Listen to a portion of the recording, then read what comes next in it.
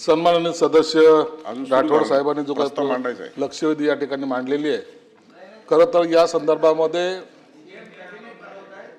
माननीय मुख्यमंत्री महोदयांनी 4/11/2025 रोजी एक बैठकीचं आयोजन केलं होतं।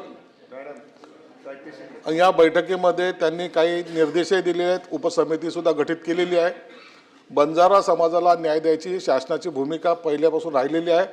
आपण जर पाहत असाल तर डीपीसीच्या माध्यमातून सुद्धा काही तांड्या वस्त्या सुधार योजनेमध्ये आपण निधी त्यांना देत असतो।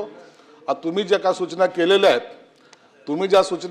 आहेत त्याचा गांभीर्याने सरकार लक्ष देईल आणि या संदर्भात जी उपसमिती नेमलेली आहे